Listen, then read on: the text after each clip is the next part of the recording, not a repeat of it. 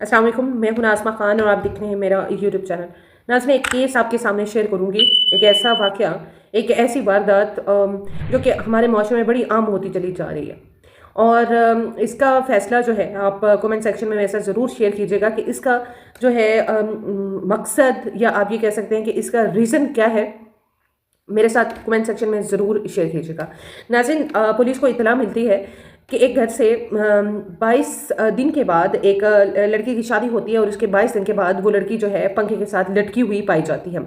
Police जो है जायवकुआ पर पहुंचती है और लाश को जो है वो एग्जामिन करती है और तमाम जायवकुआ और वो तमाम शवाहिद इकट्ठी करने की कोशिश करती है और पता चलता है कि आखिर इसका कातिल कौन है। नाज़रीन, इसको रिवील करने से पहले थोड़ी सी स्टोरी मैं आपको बताती चलूँ। एक लड़का होता है जमील, जो कि एक बैंक में काम करता है। काम करने के दौरान एक लड़की आती है आयशा नाम की। आयशा जो है उसको शायद कुछ अकाउंट में मसले होते हैं, कोई प्रॉब्लम होती है, तो जमील उसको असिस्ट करता है और साथ ही साथ अपना नंबर भी दे देता है कि भाई इन फ्यूचर अगर आपको कोई प्रॉब्लम हुआ तो आप इस नंबर पर कांटेक्ट कर लीजिएगा और आपको मैं जो है वो हेल्प आउट कर दूंगा। बहरहाल नंबर एक्सचेंज होते हैं और दोनों के नंबर सेफ भी होते हैं एक दूसरे के मोबाइल पर। आहिस्ता आहिस्ता स्टेटस जो है वो एक दूसरे को शो होते हैं, व्हाट्सएप स्टेटस, और उन पर कमेंट्स होते होते उनकी बातचीत चल पड़ती है। अब ये बातचीत जो है वो मोहब्बत, जाहिर है मोहब्बत पर ही उतरनी होती है। ऐसी चीज़ों की जो ऐसी बातें जो हैं, मोहब्बत का उसका एंड होता है। मोहब्बत स्टार्ट हो जाती है, रिलेशनशिप में आ जाते हैं। रिलेशनशिप में आने के बाद होता क्या है कि आयशा जमील को कहती है कि भाई अब हमारे रिलेशनशिप को 3 साल हो चुके, अब हमें शादी कर लेनी चाहिए। अब जो जमील कहता है कि मुझे तुमसे मोहब्बत तो शदीद है, लेकिन एक थोड़ी सी दिक्कत ये है कि मेरे घर वालों को एतराज़ है, और एतराज़ ये है कि वो मेरी शादी अपनी खाला की बेटी के साथ करना चाहते हैं। अब जमील कहता है कि आयशा कहती है ठीक है, अगर तुमने वहाँ शादी करनी है तो फिर हमें रिलेशनशिप ख़त्म कर देना चाहिए। लेकिन जमील जो है वो दोबारा उसके साथ रिलेशनशिप में रहता है और उसको कहता है कि नहीं, तुम फिक्र नहीं करो, हम ऐसा करते हैं कि हम निकाह कर लेते हैं और बाद में हम डिस्क्लोज कर देंगे और मेरी फैमिली भी मान जाएगी। यहाँ पर भी मामला कुछ ऐसा होता है कि जमील उसकी मिन्नत मुहताजी करता है कि भाई तुम मुझसे शादी कर लो और फिर हम बाद में डिस्क्लोज कर लेंगे। अब ये दोनों जमील और आयशा जो है वो छुप कर शादी कर लेते हैं।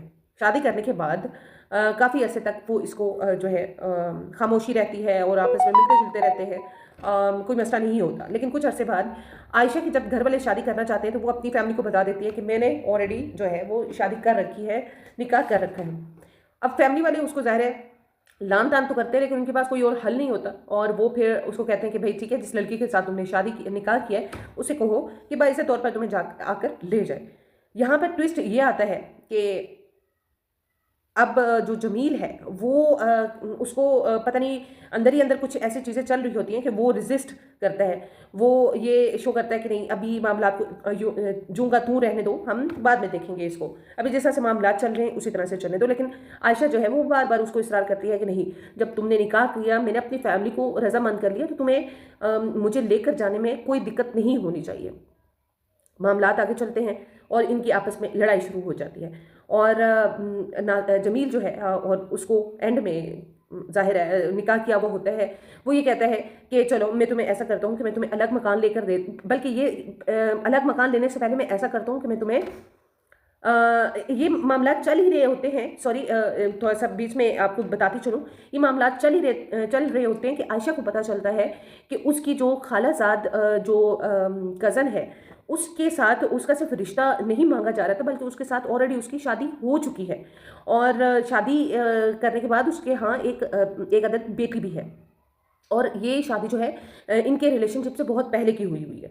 अब जब ये बात आयशा को पता चलती है तो आयशा जो है वो मज़ीद आग बगोला हो जाती है और वो मज़ीद इसरार करती है कि जमील को कि भाई तुम अपनी पहली बीवी को तलाक दो और मुझे बाइज़ तौर पर लेकर जाओ। जमील जो है आइन बाइशाई करने लगता है, लेकिन थोड़ा सा उसको सहलाता है, ज़रा इत्मीनान देता है। बहरहाल ज़ाहिर लड़की ने निकाह किया हुआ होता है, वो क्या कर सकती है। जमील उसको कहता है कि तुम ऐसा करो कि तुम 3 माह मेरी पहली बीवी के साथ रहो, एक एक माह करके उसको एक एक तलाक दूंगा और तुम्हारे सामने मैं 3 महीने के अंदर तुम्हारे सामने उसको तलाक दे दूंगा। लेकिन आयशा ये कहती है कि नहीं, मुझे अपनी सौतन के साथ रहना गवारा नहीं, और वो उसके साथ जाने से इनकार कर देती है। बाहर जमील एक और रास्ता इख्तियार करता है और वो उसको ये कहता है कि मैं तुम्हारे लिए अलग मकान लेता हूँ और मैं तुम्हें वहाँ पर रखता हूँ। उसकी फैमिली को भी इत्मीनान दिलाता है, तसल्लियाँ देता है और फिर आयशा को ले जाता है। अब मामलात कुछ यूँ चलते हैं कि जमील एक दिन यहाँ अपनी बीवी आयशा के साथ रहता है और एक मासरत एक दिन जो है वो अपनी पहली बीवी के साथ गुजारता है, और यूँ मामलात आहिस्ता आहिस्ता चलना शुरू हो जाते हैं। अब तकरीबन ये रुखसती होने के 22 दिन बाद 22 दिन के बाद जमील पुलिस वालों को कॉल करता है और उनको कहता है कि भाई मेरी बीवी ने खुदकुशी कर ली है, और अपने ससुराल वालों को भी कॉल करके कहता है कि आयशा ने खुदकुशी कर ली है, आप लोग आकर देख लें। अब जब पुलिस वहाँ पर पहुँचती है और वो देखती है कि आयशा की जो लाश है वो पंखे के साथ लटकी हुई है, पर उनको ये भी मालूम होता है कि ये जो है खुदकुशी का नहीं बल्कि कत्ल का मामला है। और वो इस तरह से गेस करते हैं कि जब अमूमन कोई बंदा खुदकुशी करता है तो वो पंखे के साथ जब लटकता है तो आखिरी टाइम में वो अपने आप को मतलब वो इतनी जान निकल रही होती है बंदे की कि वो उस पंखे की तरफ जोर लगा रहा होता है, तो कहीं ना कहीं पंखा जो है वो झूल झाल रहा होता है, कहीं एक तरफ से डैमेज होता है या पंखे को कोई ना कोई इफेक्ट ज़रूर होता है। लेकिन इस आयशा के मामले में ऐसा नहीं होता है। आयशा के मामले में दरअसल पंखा बिल्कुल जूं का तूं होता है और आयशा जो है वो साथ में आराम से लटकी हुई होती है और लगता है कि इसको खुद से किसी ने लटकाया हुआ है। बहरहाल जब मज़ीद इसके जमील को पकड़ा जाता है, हिरासत में लिया जाता है, तो ये एतराफ़ जुर्म भी कर लेता है और कहता है कि मैंने अपनी बीवी को जो है वो मैंने खुद कत्ल किया है, और कत्ल करने के बाद मैंने उसकी लाश को जो है पंखे के साथ लटका दिया। तो पुलिस वालों ने पूछा, भाई तुम्हारी पसंद की शादी थी, तुमने इसको क्यों मारा, क्यों कत्ल किया?